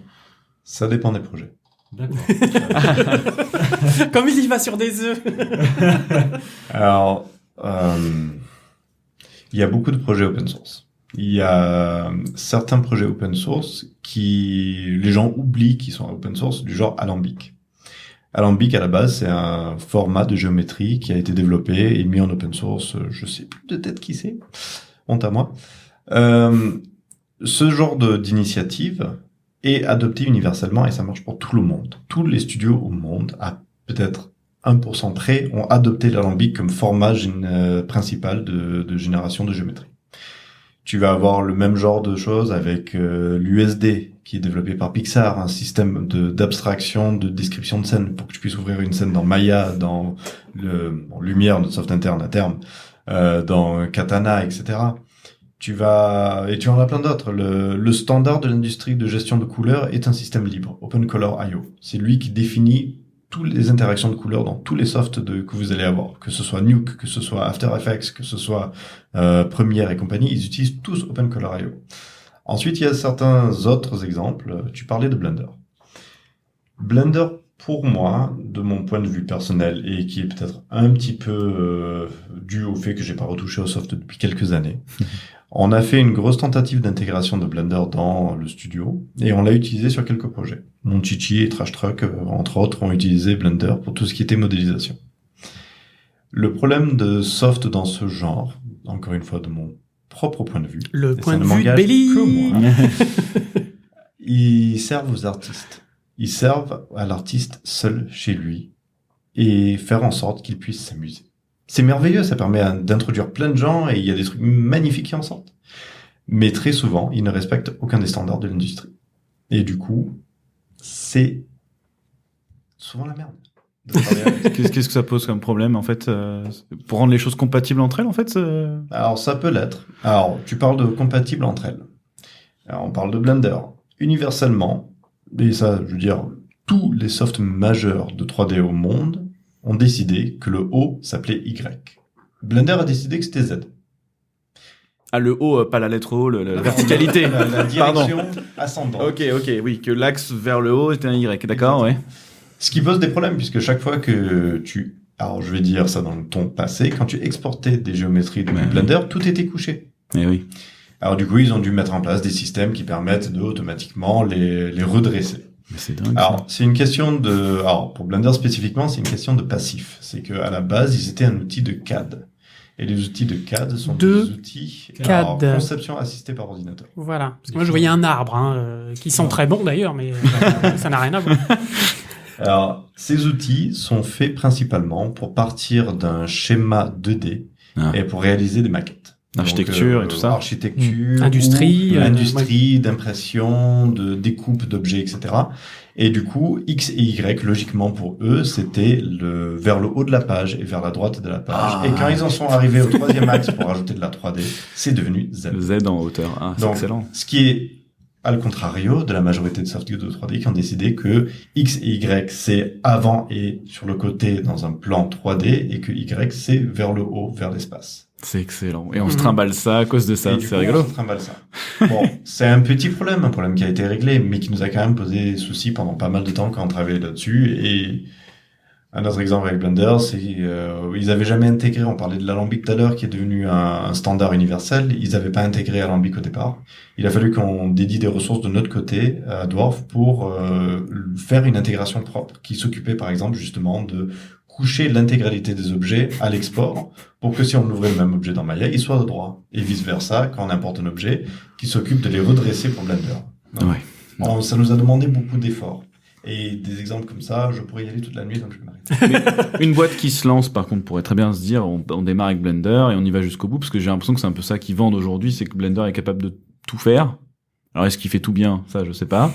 Mais est-ce que au final ton logiciel open source qui donc ne te coûte rien en termes de licence, finalement on va pas te coûter en embauchant des développeurs et des TD justement pour combler tous les manques qu'il peut y avoir dans ce genre de logiciel par rapport à des poids lourds de l'industrie. Les personnes qui sont des ressources rares en plus sont dures à trouver. Hein. D'ailleurs oui, ouais, en parlant du marché du travail justement. C'est encore une fois deux bonnes questions. Oui, Blender peut être une très bonne solution pour un studio qui se concentre que sur ce soft. Puisque Blender, sa principale difficulté, c'est de communiquer avec le reste du monde. Blender fait beaucoup de choses très bien, et si tu restes au sein du logiciel, tu es heureux. Il y a même si je critique énormément Blender, il y a certains aspects de Blender que j'envie. Leur système de gestion des scènes est l'une des meilleures que j'ai vues. Tout simplement. À côté de ça, si tu essaies de le faire interagir avec un autre soft, là tu vas commencer à avoir plus de difficultés. Donc si oui, tu décides de tout faire dedans, tu peux être heureux. Mais déjà, il faut trouver toute une équipe qui est capable de bosser dedans. Ça se forme. Ça se forme. Ouais. Oui, franchement, on a fait passer nos équipes de modeling de Maya à Blender, et honnêtement, la majorité d'entre eux ont regretté de devoir repartir à un moment sur Maya. Ils disaient, je perds en productivité. Alors, tu aurais le même type de réaction si tu prends quelqu'un de Maya et que tu le mets dans Modo. Modo est aussi un soft très bien pour tout ce qui est procéduralité et modélisation. Et le remettre dans Maya, il se sent un peu limité et bridé. Parce que Maya est trop généraliste et n'a pas assez de puissance de ce côté-là, même si ça s'améliore un peu. Mais donc non, les gens se forment. Ça peut très bien se faire. En développement, vous n'avez pas de problème par contre. Je pense que vous pouvez vraiment passer d'un soft à l'autre assez... Le langage a l'air d'être assez commun, comme on disait tout à l'heure depuis le début. Le Python, non Le langage l'est. Ouais. C'est l'API qui ne l'est pas. Ah, la fameuse API qui était tout à l'heure. Justement, tu vas pouvoir nous donner un peu tes retours d'expérience, toi, puisque tu en as fait des langages, des programmes. Déjà, pour rester sur Blender, je trouve que l'API est quand même pas trop mal. Surtout comparé à Maya, où c'est pas du tout orienté objet. Donc, l'orienté objet, c'est la façon de travailler dans Python, où on va vraiment stocker des infos comme dans des conteneurs. Alors que dans Maya, tout ce qui est donc le Maya, c'est ASCII. Non, ça c'est l'enregistrement des l'ASCII, oui. Ouais, l'ASCII. Maya de base, c'est le MEL qui est à la base. Ouais, et du coup, la version Python qui est retranscrite, ça va marcher que en chaîne de caractères. Donc il n'y a pas de stockage d'infos, mis à part le fait d'enregistrer un string, donc qu'on appelle. J'ai rien compris. Moi, j'ai décroché. Je suis désolé. Pour essayer d'abstraire ça un peu. Quand tu vas travailler avec, on va prendre un exemple simple. Tu as besoin de prendre une information, donc un texte qui est écrit sur un ordinateur, et tu dois l'envoyer dans un deuxième. Alors, méthode A. Je prends ce texte, je l'imprime, je vais sur l'autre ordinateur, je le retape. Ça, c'est la méthode Maya. Option 2, je prends ce texte, je mets sur une clé USB, je le mets dans l'autre ordinateur et je l'ouvre. Ça, c'est la méthode plus Blender. Orienté objet, ça marche plus simplement puisque tu as accès aux informations sans devoir les réinterpréter à chaque fois. D'accord. Ok, et t'as le fichier originel quelque part. Ouais, bon d'accord, ok. Oh, la vache. Ça se voit que je code pas, hein. Non mais c'est plus clair, effectivement, ouais. Et donc, pardon, continue. Ouais, parce que du coup, on t'a interrompu. Ouais, non, j'ai perdu le fil, du coup. Bah oui, Ouais. c'est de ma faute. On disait, par rapport aux langages qui sont différents, il y a vraiment une interprétation à avoir par rapport à chaque langage, je pense. Ils ont chacun leur logique. Par exemple, aussi Shotgun, qui est quand même bien fourni, mais il y a une belle doc, je trouve. Une doc qui est bien détaillée. Et sur Internet, on a la chance de pouvoir y accéder facilement. Pour n'importe quel logiciel, il y a quand même des grosses bases des docs, quoi, avec toutes les explications, avec souvent des exemples. Il y a une grosse communauté sur Internet pour justement s'entraider dès qu'on a une galère. Ouais, quand même. Il y en a une grande, mais il y a aussi beaucoup de trolls. Non, je dirais qu'il y a beaucoup de débutants qui parlent aussi énormément. Donc il faut beaucoup faire le tri. D'accord. Ok. C'est assez variable le type d'information que tu obtiendras. Mais pour construire un peu sur ce que disait Kevin, donc tout dépend vraiment de comment le programme te permet de communiquer avec lui. Il y en a qui sont très bien comme Blender et comme Houdini, c'est un de mes favoris pour ça aussi. Et puis t'en as d'autres où tu vas galérer plus. Maya, tu as accès à toutes les fonctionnalités, mais tu es toujours obligé de passer par les chaînes de caractères dont il parlait, donc c'est très lourd de faire des choses avec, et il faut vraiment penser à chaque étape de ce que tu vas faire et comment est-ce que tu vas devoir le traiter. Tu vas avoir des intermédiaires. Nuke, il est pas trop mal. Je crois que le pire truc de Nuke, c'est leur documentation qui est vraiment horrible. Mais par contre, si tu fais du Nuke et que tu essaies de communiquer avec, t'as accès à peu près à tout. Et c'est plutôt simple. Donc ça dépend vraiment. Chaque fois, tu dois par contre réapprendre la roue. Comment est-ce que je fais ce truc? Je sais le faire dans un autre soft. Comment je le fais ici? Puisqu'ils ont toujours une philosophie différente. Ok. Alors on pourrait parler pendant des heures de ces histoires de langage, voilà. Enfin c'est incroyable dans hein, ces je pense métiers-là. Hein, Ne ouais, lance ouais. pas un challenge. Non mais je pense qu'il pourrait y avoir des émissions peut-être plus techniques à réfléchir. Voilà, ouais. Carrément. Complètement. Moi je voudrais revenir sur l'événement de 2020, qui est quand même non pas mon anniversaire, mais le Covid. Et Dieu sait qu'on a fait la fête. Dieu sait que là, on a scripté ce soir. On parlait pas le même langage. On Là, en a vu du Python passer. Mais non, mais parce que alors. Il y a les devs, il y a les TD, il y a aussi une interaction avec les IT qui s'occupent de tout ce qui est matériel. Eux, alors on fera pas d'interview d'eux, mais on les salue et on les remercie et voilà. On les big up, comme dit Pez. Mais comment est-ce que ça se gère une crise comme ça qui nous est arrivée quand même sur le coin de la gueule en quelques semaines finalement, comment est-ce que ça se gère au niveau matériel, au niveau logiciel, pour faire à distance, et puis au niveau au niveau confidentialité aussi, parce que quand on fait à distance, il peut y avoir des fuites, des leaks, comment est-ce que pour ceux qui nous écouteraient dans 5 ans, on parle, tu disais de 2020, donc en 2020, il y a eu un confinement pour beaucoup de personnes. Oui, bien sûr. Et donc, ce travail à distance et ce qu'on appelle nous le remote, plus communément. Ça a été, il a fallu que l'industrie entière se réinvente. Tout simplement. Alors, de l'expérience personnelle à Dwarf.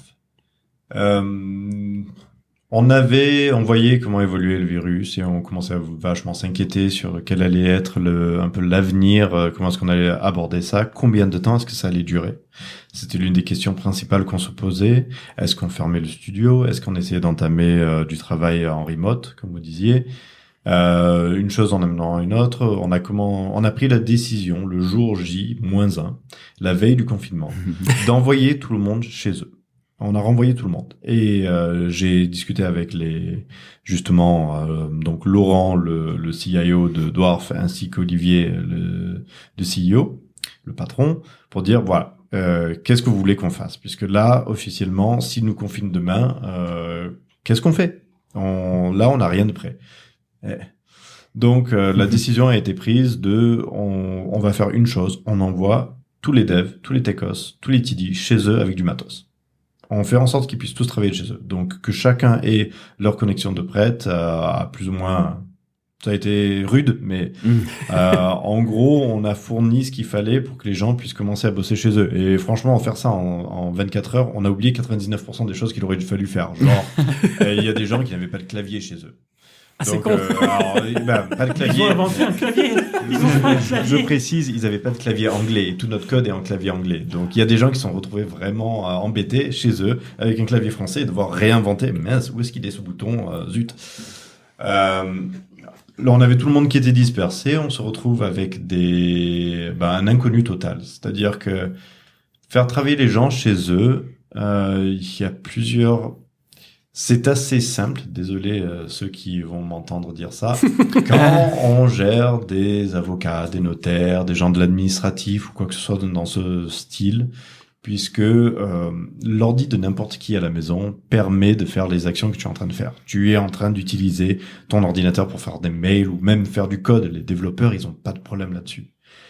Nous, c'est très différent. Alors, on a commencé par les devs et les TD. Pourquoi? Puisque c'était simple pour eux. Puisqu'on savait que d'une façon ou d'une autre, on pourrait les faire bosser pour les raisons que je viens de citer.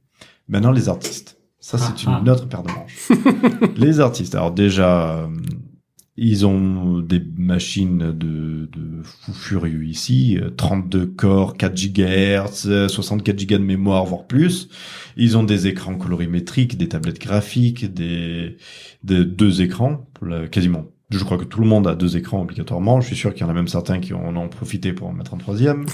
Donc, on peut pas les envoyer chez eux et espérer qu'ils puissent travailler avec un ordinateur du travail, puisque envoyer tout ce matériel chez les gens, ça ne faisait pas vraiment plaisir.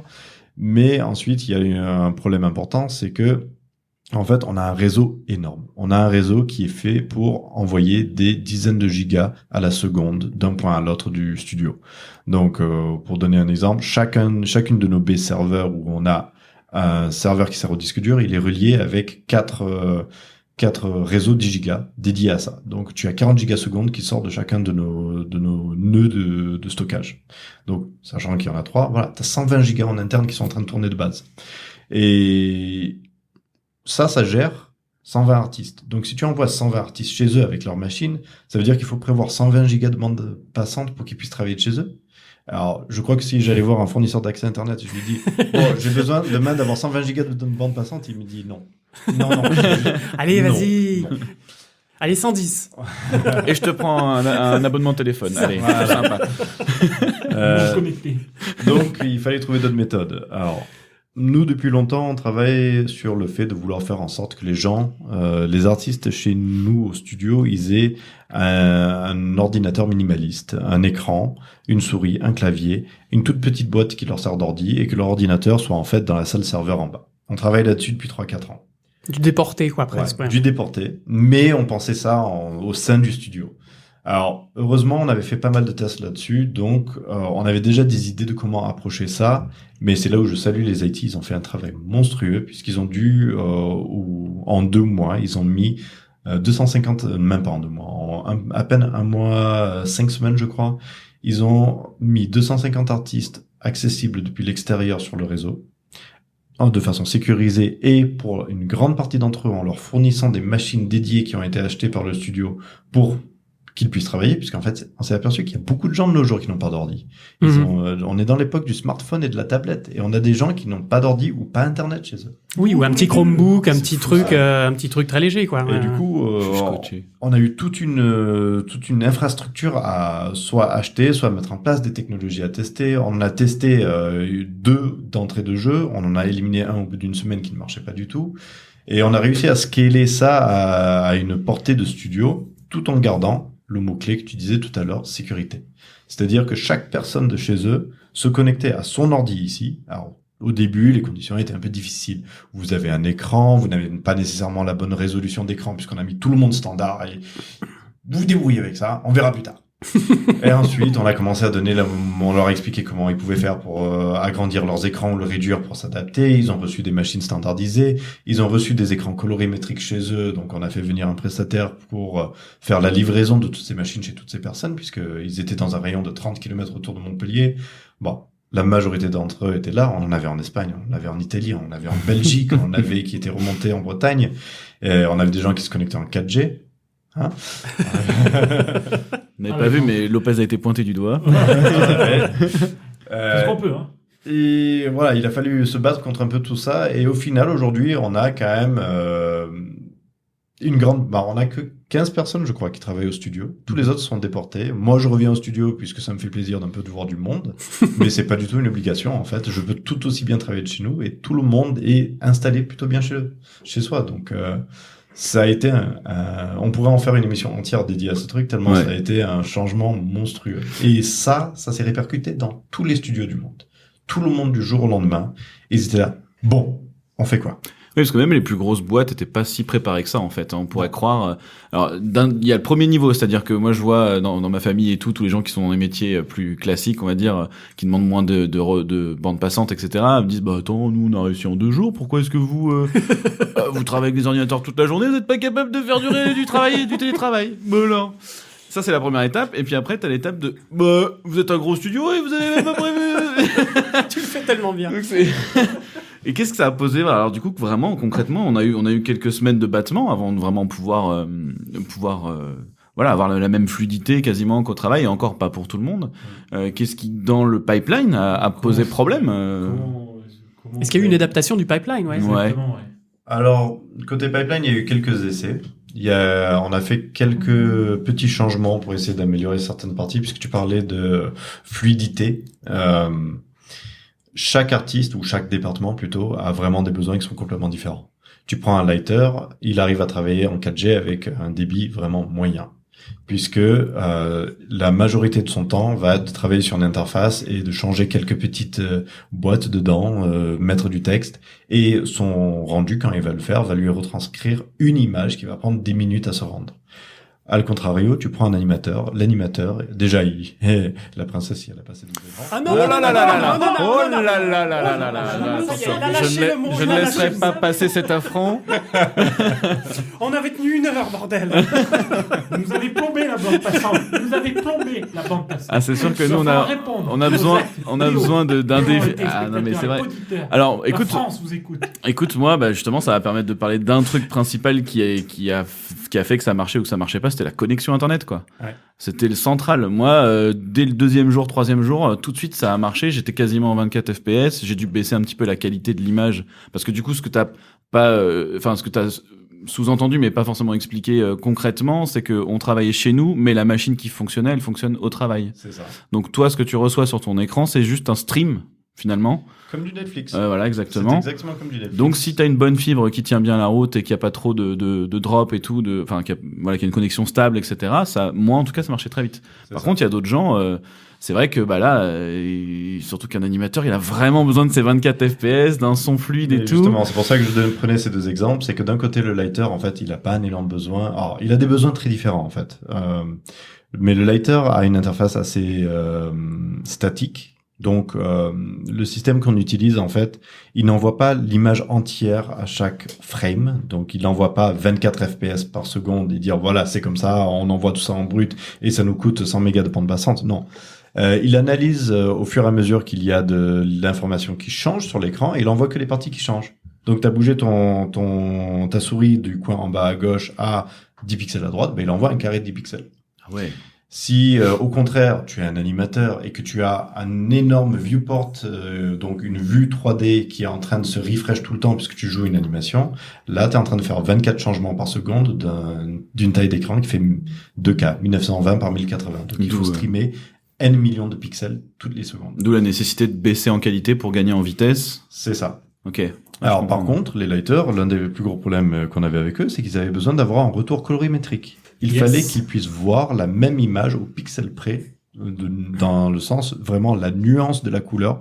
Il fallait qu'elle soit la même qu'au studio. Alors que vous en fichez beaucoup moins gênant, en ouais, tant pour nous. qu'animateur, vous vouliez de la fluidité. Ah, c'est ça, ouais, c'est bien sûr. la couleur, que ce soit bleu, rouge, vert, c'est... Ouais. Souvent, on voilà. les change d'ailleurs. C'est dire à quel point. Oui. Alors, c'était probablement l'une des parties les plus difficiles pour nous, c'était de réussir à faire en sorte que tous ces différents départements qui ont des besoins complètement différents arrivent à fonctionner avec la même solution. Et puis le deuxième où on pouvait rien faire, c'était la connexion des gens.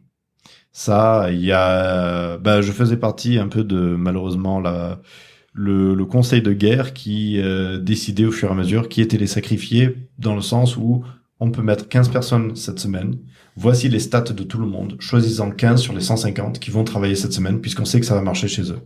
Donc, tous ceux qui avaient malheureusement une bande passante un peu basse, un ping un peu trop élevé, on les retardait, puisqu'on savait que, à la place, on pouvait mettre 15 artistes exploitables de suite.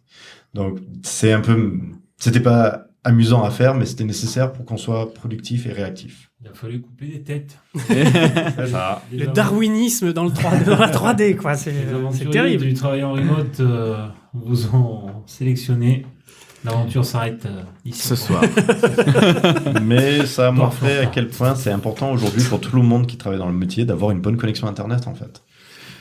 Mais ouais. Puisque c'est pas obligé que, je veux dire, pour moi, j'ai peur que ça arrive bientôt, qu'on se retrouve dans un nouveau état de confinement et qu'on doive de nouveau travailler de chez soi. Mais en même temps, ça fait aussi une révolution dans l'industrie, dans le sens où maintenant, il y avait un studio sur 100 qui disait « Ah oui, on veut bien que tu travailles de chez toi. Maintenant, tout le monde a mis les pieds dedans et ils vont s'apercevoir « Mais attends, en fait, ça nous coûte moins cher que les gens ils bossent de chez eux, ils ont leur propre ordi, ils ont leur propre clim. Ah bah écoute, pourquoi pas ?» Donc, ça devient une porte ouverte à beaucoup de changements à l'avenir. Moi, c'est un sujet que j'aimerais bien aborder dans un podcast un jour, une petite émission à 15-30 minutes, parce que ça pose plein de questions. On a un métier qui travaille vraiment en équipe quand même et tout, donc... Je suis d'accord. Alors pour quelqu'un qui s'occupe du pipeline, j'imagine pas la galère en plus de devoir gérer les égos de chacun, les mecs que t'as jamais vus de ta vie, tu sais pas vraiment ce qu'ils veulent, etc. Donc c'est un peu voilà. Je pense une bonne émission avec les possibilités du travail en remote pour le futur, avec des équipes sur place, des équipes en télétravail, et comment on gère par exemple pour une boîte française qui démarcherait des artistes étrangers, est-ce qu'on pourrait les faire bosser depuis l'étranger chez eux en gardant les gens en France, enfin. Ouais, parce que tu disais qu'il y avait des gens en Italie, en Espagne. Là. C'était possible de faire ça avec eux ou pas au final? Alors, ça a été possible pour certains, pas pour tous, et je ne m'explique pas encore le pourquoi. Ouais. Puisque j'ai des gens qui m'ont fait des tests, puisque je leur faisais faire un speed test, donc vérifier la connectivité avec notre studio, et toutes les stats indiquaient ça marche merveilleusement bien. Ils ont une fibre à 300 mégas, ils ont un pic à 10, et pourtant ils se faisaient déconnecter toutes les 30 Comme à secondes. chaque fois, oui. Voilà. Alors que quelqu'un d'autre, dans la même ville, avec une connexion moins bonne, elle a travaillé tout le long. Ils se faisaient arrêter à la frontière, il y avait un truc. Alors, Internet, on prend très souvent l'exemple que c'est une toile d'araignée, et c'est pour ça qu'on appelle ça le web. C'est très vrai. Tu as par exemple, si nous on doit se communiquer avec quelqu'un qui est de l'autre côté de Montpellier, on va avoir besoin de faire un saut. Notre information va passer de notre studio à une boîte dans la rue à un centre de distribution principal, va aller dans le quartier de la personne en question et redistribuer dans sa maison. Donc il fait 4-5 sauts. Mais quand tu vas dans un autre pays, tu vas avoir ce chemin, mais au lieu dans la boîte de distribution, il va rejoindre un énorme pipeline gigantesque de données. Donc c'est littéralement des centaines de milliers de fibres qui sont connectées ensemble, qui sont à une jonction. Peut-être que c'est celui de Bordeaux, peut-être que c'est celui d'Orange ou de Marseille, ça dépend. Et puis pour aller à Madrid, peut-être qu'il va passer par Perpignan. Peut-être qu'il va aller directement à Madrid, on ne le sait pas. Mais en fonction de la zone géographique, alors, des trucs à la noix, mais une montagne qui est entre toi et ta destination peut te faire faire un détour de 6000 bandes dans ton réseau. Et Mais quand tu faisons des arrives- trous dans les montagnes. Hein. Écoute, Pour relier le continent nord-américain et le continent européen, bah, tu as des tuyaux pareils, mais qui font des milliers de kilomètres de long au fond de l'océan, qui sont en train de relier les deux pays. Ça arrive qu'il y en ait un qui soit coupé, et ça fait des coupures énormes dans le réseau. Mais voilà, on est dépendant de ça, et alors, ça peut très bien marcher pour des gens qui sont plus loin, mais qui ont un chemin plus simple ou qui ont une meilleure distribution. C'est assez, je dirais pas aléatoire, mais compliqué à définir. en même temps, les tuyaux dans l'Atlantique, ça permet aux tortulutes d'avoir Internet. Alors, peut-être dernière question, pour finir un peu là-dessus. Quel est votre... chacun de vous, quels sont les points positifs de votre boulot? Qu'est-ce que vous préférez dans votre boulot? Et qu'est-ce que vous détestez? C'est difficile, mais qu'est-ce que vous aimez le moins dans votre taf? Je sais pas, Kevin? Bah, je pense, moi, ça va être le même point pour les deux. Ça va être d'aider les gens. Il va avoir le sens où on va aider les artistes, par exemple, à corriger quelque chose. Ça va nous faire plaisir moi, personnellement, ça va me faire plaisir d'aider. Mais des fois, avec certaines personnes, c'est un peu récalcitrant. Ou Tu tombes sur des casse-couilles, quoi. C'est ce que Voilà. t'es en train de nous dire. On va dire ça. Ouais.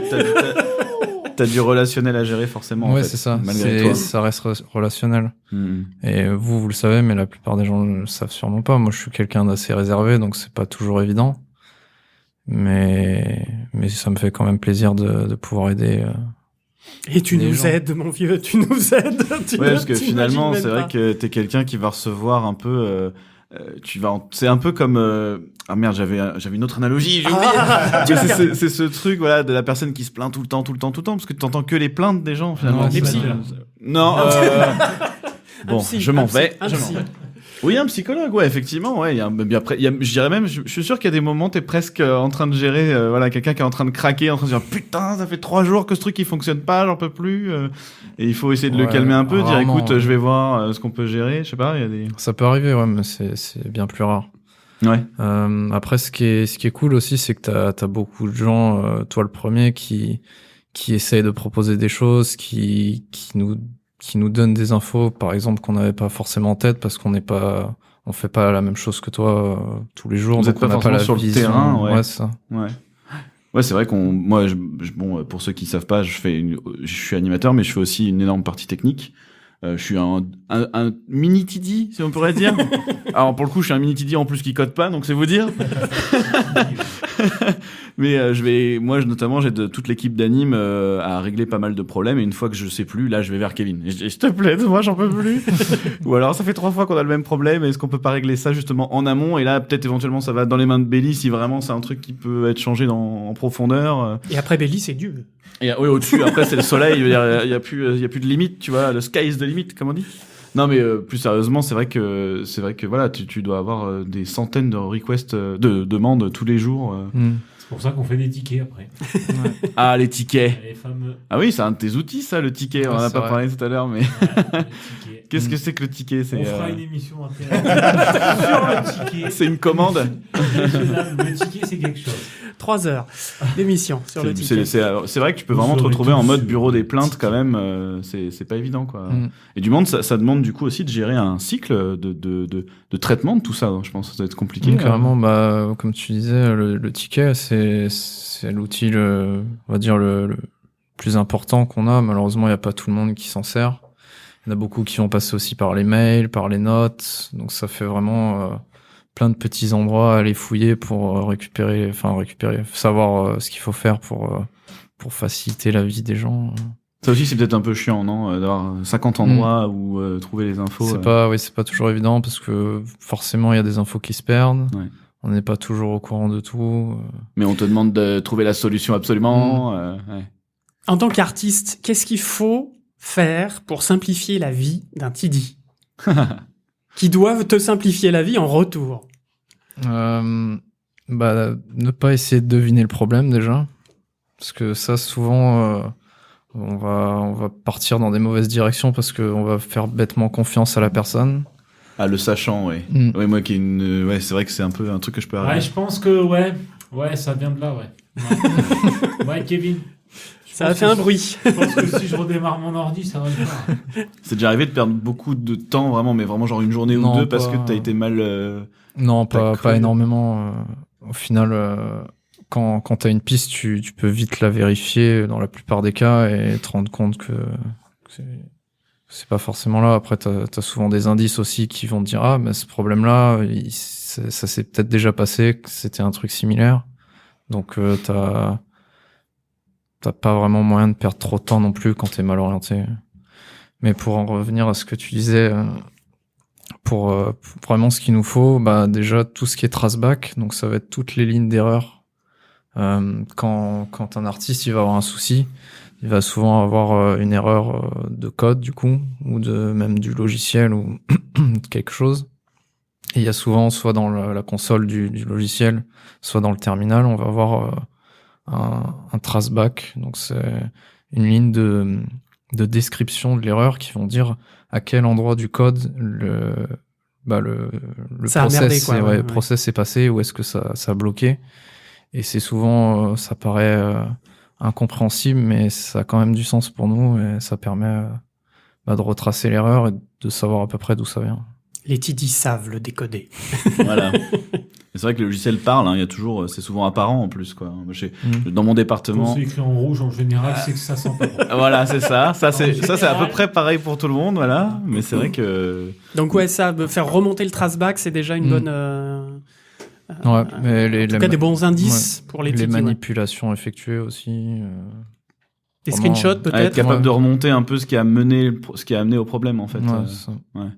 Vraiment se remettre en situation et dans le pire des cas, venir carrément au poste de la personne et lui demander de refaire les manipulations. D'accord.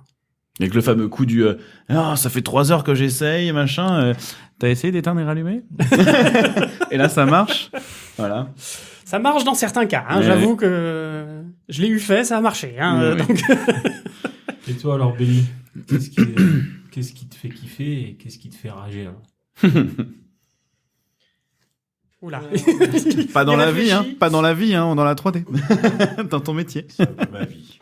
On est déjà à 1h10 d'émission, Tu Béli, verras. donc... Ce qui me fait le plus plaisir, je dirais vraiment, c'est de voir les réalisations. Parce qu'en fait, il faut s'apercevoir d'une chose, c'est que nous, en tant que TD, on voit les choses quand elles sont pétées. Donc, la mâchoire décrochée, le corps explosé, les lumières inversées, tous les problèmes imaginables passent par chez nous. Et de temps en temps, quand on fait genre un monthly et qu'on regarde un épisode et que là, tu vois, c'est beau ce qu'ils font. Ah, on travaille pas sur un film d'horreur, C'est tiens. c'est l'un des trucs les plus plaisants que je connaisse dans le travail. C'est limite tous les 6 mois, je relève la tête du guidon et je regarde un peu ce qui a été fait et ça fait plaisir à voir. Ce que j'aimerais le moins, c'est probablement l'incapacité d'agir. Il y a beaucoup de choses où tu voudrais améliorer, tu voudrais pouvoir fixer un truc, mais très souvent, t'as un gars qui vient avec un problème qui l'embête et qui lui fait perdre peut-être 5 minutes, 10 minutes tous les jours. Et tu en as un autre qui a exactement un problème similaire, qui lui fait perdre 1 minute, 2 minutes, mais 50 fois par jour. Et tu en as plein des trucs comme ça qui sont vraiment bêtes, qui sont petits, ce serait pas très très long à régler en soi. Mais en fait, on a une telle masse de choses à régler. Il y a tellement de choses qui peuvent soit améliorer la vie des gens, soit réparer des trucs cassés, puisqu'il y en a des trucs cassés, qu'il faut faire un choix là-dedans. Et du coup, il y a beaucoup de sujets. Tu parlais des tickets là, tout à l'heure, mais c'est un peu comme les cold cases des meurtres. On a des tickets, des cold tickets qui sont là depuis 6 mois, 1 an, et qu'on sait qu'ils sont là, ils nous hantent la nuit. Et Vous les regardez du coin de l'œil, mais vous pouvez rien faire, c'est horrible. voilà. Et on sait que c'est pas le moment, que si on attaque ça, c'est quelque chose qui n'est pas prioritaire, puisqu'on a tel autre problème qui, lui, par contre, affecte tout le monde ou machin. Et c'est un peu frustrant de ne pas juste pouvoir les régler tous. Ça m'énerve vraiment. Beaucoup de gens pensent que ça se règle en 2 minutes, mais il y a beaucoup de choses qui se règlent sur du très long terme, en fait. Ou Ça peut être ça, mais des fois aussi, alors, l'un des Quand Olivier il décrit mon boulot aux gens, il se dit souvent un truc, c'est que je suis un traducteur. Je traduis les envies des artistes aux devs et les problématiques des devs aux artistes. Mais un autre aspect à ça, et un que je pousse beaucoup dans l'équipe des TD, c'est d'analyser ce que dit l'artiste. Puisque l'artiste va te dire, regarde, ça s'est cassé, ça s'est cassé, ça s'est cassé. En réalité, en fait, c'est souvent pas ce qu'il montre du doigt qui est cassé, mais quelque chose C'est d'autre. son doigt? Ça peut être son doigt. Dans ce cas, va voir un docteur. C'est souvent autre chose et il faut savoir analyser, aller au fond du problème et trouver la cause réelle. Pas le petit fixe du moment qu'il a envie de voir lui, mais qu'est-ce que c'est qui m'embête réellement. En fait, c'est ce truc-là qu'on n'a pas réfléchi correctement et qu'il faudrait refaire. Et refaire ça, c'est peut-être... Alors, ça peut être des mois de boulot, ça peut être des jours de boulot. Des fois, il y a des petits outils qu'on nous demande qui sont quelques minutes de boulot, quelques heures de boulot, genre... Régulièrement, j'ai un artiste qui me voit en passant, qui m'arrête et me demande si je peux pas lui filer juste un truc qui permettrait de sélectionner tous les bureaux d'une scène et de les cocher, les décocher et que ça les sélectionne pour lui. Et ça me prend 5 minutes à faire, 10 minutes. Il est content, ça lui fait gagner un temps fou dans ses scènes. Mais voilà, c'est l'incapacité de traiter toutes ces demandes, c'est le plus frustrant pour moi. Est-ce que c'est même aussi l'incapacité d'avoir le temps de parler enfin, pas l'incapacité du coup, mais le manque de temps à allouer à cette phase d'analyse, justement, de pouvoir discuter vraiment longuement d'un souci pour bien cerner le truc? Moi, je suis privilégié dans le sens où c'est vraiment le corps de mon métier, c'est de prendre le temps avec les artistes pour le décrire. Et d'ailleurs, on n'en a pas vraiment parlé, mais c'était l'une de mes plus grosses frustrations de tout ce temps où je travaillais à distance. Il y avait certaines équipes, certains départements avec qui j'avais un très bon dialogue, je savais quels étaient leurs problèmes et qu'est-ce qui allait pas. Donc les lighters et les compeurs, c'est les deux auxquels je pense. Il y a d'autres équipes, malheureusement, les animateurs, qui, je pense, ont une approche différente de la communication qui fait que je suis beaucoup plus efficace à me poser avec eux et à regarder leur ordi pendant 1 heure que d'échanger des mails avec eux pendant 3 semaines. Honnêtement, on a eu des trucs on n'a pas réussi à régler en discutant à distance et j'ai compris quel était leur problème le premier jour où j'étais ici, où je me suis posé un peu avec eux et qui m'ont montré des trucs. Oui, ok, je comprends. Ouais. Donc oui, c'est pour ça qu'on a fait ça. Il faudrait que vous fassiez plutôt comme ça. Et si vous faites ça, vous allez avoir ce genre de problème. Donc à vous de voir, mais je vous recommande quand même de faire de cette façon-là, ça vous simplifierait la vie. Ce genre de contact avec eux, je ne peux pas l'avoir à distance. Ouais, c'est vrai qu'en animation, c'est souvent ce qui est reproché aux animateurs 3D, c'est d'être artiste avant tout et pas être technicien, alors que bon, c'est de l'anime 3D et on devrait être technicien tout autant qu'animateur. Mais c'est vrai que comme on a un métier qui met pas forcément les mains dans des outils, dans des lignes de code, bah, même si les lighters et tout ne font pas forcément les mains dans les lignes de code, mais il y a beaucoup plus ce rapport à la technique brute d'un logiciel chez un lighter, un compeur, que tu vois, je cherche pas à justifier quoi que ce soit, mais c'est juste que je trouve ça intéressant. Je trouve ça...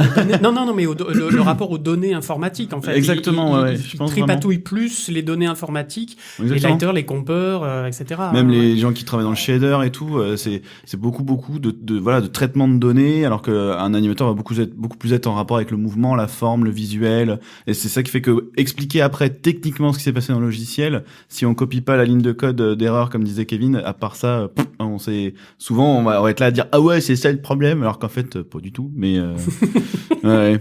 Oui, on peut faire une espèce de classification du moins technique au plus technique dans les départements, et effectivement dans les moins techniques. Alors encore une fois, c'est un peu une généralisation. Mais c'est facile. Je connais certains animateurs qui sont extrêmement techniques. Bien sûr, bien sûr. Mais de façon générale, les animateurs et les concept artistes sont très très très proches de leur art et de savoir utiliser leur tablette et ils oublient un peu le reste. Les modeleurs sont un peu mieux puisqu'ils ont beaucoup de contraintes de production qui sont obligés de comprendre, donc tous les aspects polygonales et compagnie fait que ils ont une approche un peu plus technique. C'est ça. Et effectivement beaucoup plus haut dans le panier. Alors sur le côté technique, les layouts sont généralement beaucoup plus techniques de base, même s'il y a une grande expression artistique dans ce qu'ils font. Ils manipulent directement les données qu'ils reçoivent et ils peuvent casser une prod avec la façon qu'ils ont de faire les choses. Donc, il y a beaucoup qui est demandé d'eux. C'est un pouvoir. C'est un pouvoir. Souvent très mal utilisé. Les lighters et les compeurs, ils sont obligés, ils sont en bout de chaîne. Toutes les erreurs de la production, c'est eux qui les reçoivent. Donc, s'ils ne se débrouillent pas un minimum là-dedans, c'est des laissés pour compte. Hein. Donc, même à part si tu as Alors, il y a certains studios, par exemple DreamWorks, pour 3 lighters, t'as un TD. Basta. Comme ça, le TD, si le lighter, il n'arrive pas à bosser, il va voir son TD, il dit, ça marche pas. Le TD répare son truc. Mais dans une structure comme la nôtre, où, alors, TTR, hein, notre projet actuel, Trash Truck, qui va sortir sur Netflix. Nico Nickel. Nico Nickel en français, ouais, apparemment. On a actuellement en service 3 TD pour, bon, vous êtes plus qu'une quarantaine d'artistes à peu près, je pense, mais voilà, on était dans tous les cas à 3 TD sur l'ensemble du projet depuis le début.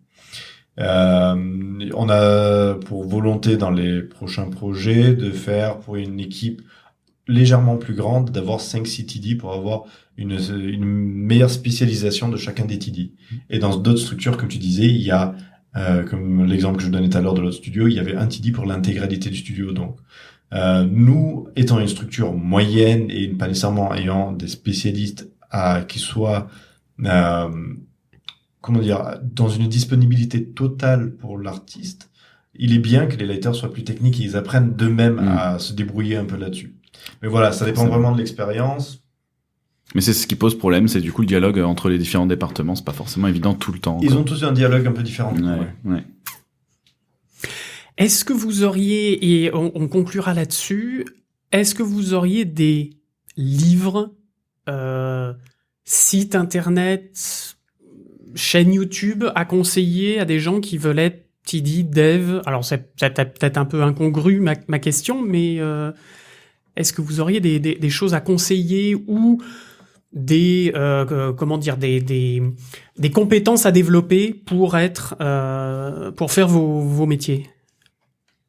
Bah, pour ma part, je dirais la manipulation des logiciels est quand même assez importante, comprendre comment ça fonctionne. Les logiciels des artistes, tu veux dire, ouais. ou les Maya, Nuke et compagnie, ouais. Bon, après les logiciels de coding, c'est un WordPad mais un peu amélioré, quoi. Mais ça, c'est pas trop compliqué à comprendre la logique. Pour les sites internet, moi, j'utilisais beaucoup le site du Zéro, qui est maintenant Open Classroom, qui est assez simple, mais bons exemples, et c'est assez explicite, généralement. J'ai vu passer aussi, week-end dernier, sur Humble Bundle, il y a un pack d'apprentissage Python.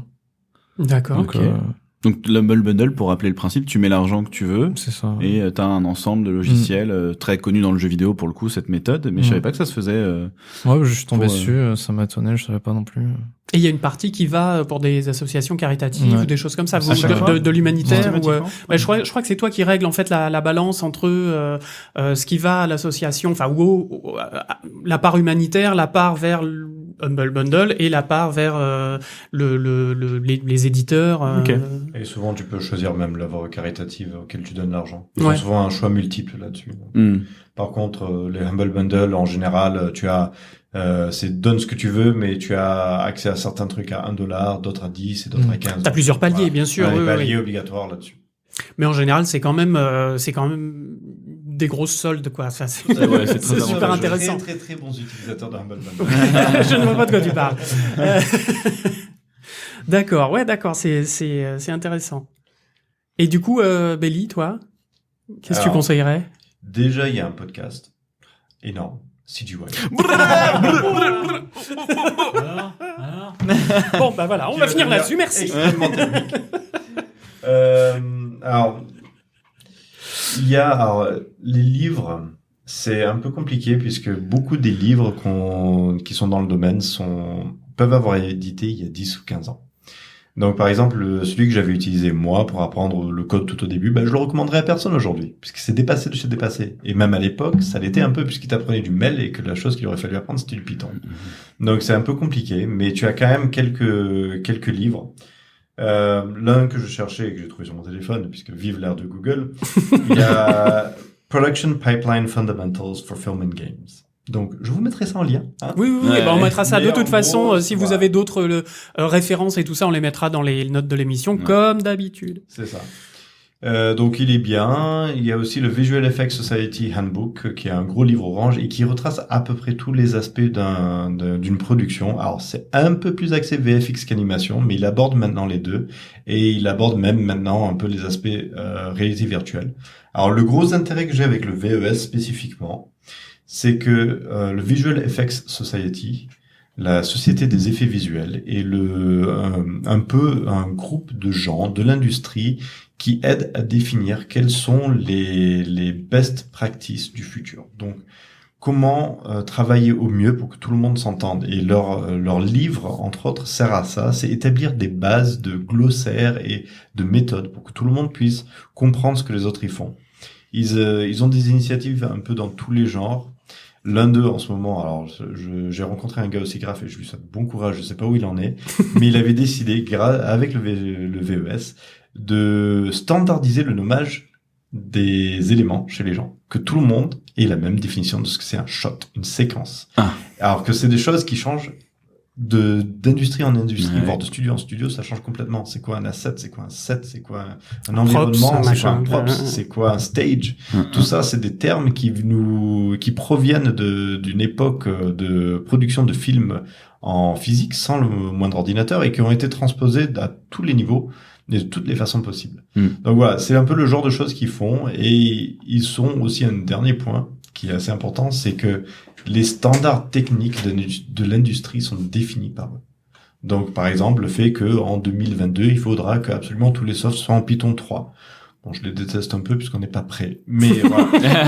Typiquement, Maya est en train de prévoir le passage en Python 3. J'ai parlé avec les développeurs de chez Foundry et ils sont justement en train de me confirmer que ils sont en train d'entamer cette même évolution. Donc, c'est des choses qui vont arriver bientôt et tout ça est défini puisque ils font d'un commun accord une charte avec les studios et les développeurs, les éditeurs plutôt, pour quels sont nos objectifs futurs pour standardiser un peu tout ça. D'accord. Ouais, ça a Un toujours été livre un blanc problème. ouais. Ouais. Ensuite, seul autre que je recommanderais, c'est le côté open source. Il y a, j'ai pas le nom en tête, mais c'est, je crois, le AWFS, qui est, il faudrait que je vérifie l'acronyme, mais en gros, c'est une société libre américaine qui est en train de regrouper tous les efforts de open source dont on parlait tout à l'heure et de les centraliser, de les aider soit en support technique, matériel ou standardisation de leur méthode de travail. Donc, eux, pareil, sont extrêmement intéressants. Par contre, tout ce qui est YouTube et compagnie, j'en ai pas la moindre idée. Puis, Non, mais c'est pas grave. Tu parlais de normalisation et tout. Dans l'open source, comme chacun a fait un peu dans son coin, ça doit être l'enfer. En plus, chacun doit nommer les trucs à sa manière. Pas vraiment pour l'open source, au contraire, ils sont extrêmement stricts. Ah oui, très Ah. rigoureux. Ils Ah sont ouais. très rigoureux et ils ne sont pas rigoureux que sur ce qui n'a pas été défini. Ce qui fait que l'USD par exemple, l'Universal Scene Descriptor n'est pas universel du tout aujourd'hui, mais au fur et à mesure qu'il avance, il y a des standards qui en émergent et qui font que tout le monde dans quelques années vont avoir la même façon de traiter avec les informations qu'il y a là-dedans. Donc non, c'est pas si bordélique que ça l'open source en fait. D'accord. C'est plutôt carré. Eh ben, très bien.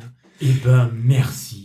Merci, Merci, les gars. Merci, Kevin, d'avoir un petit peu apporté de la lumière, si je puis dire, dans ce merveilleux monde qui est La technique et la technique, bah oui, le oui. pipeline, Le code, le langage, la les vie, quoi. plombiers numériques.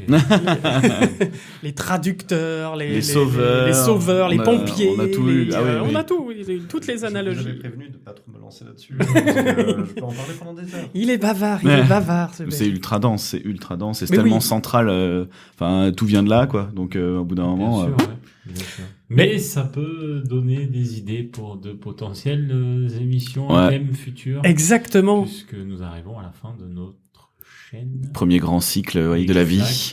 Oh, c'est beau, les gars, ils se regardent. Ah, les yeux dans les on yeux. se fait du pied sous la table et tout. Il y a la petite Ouais. larme au coin de l'œil. Oui, oui, Ah c'est non, beau. c'est le début.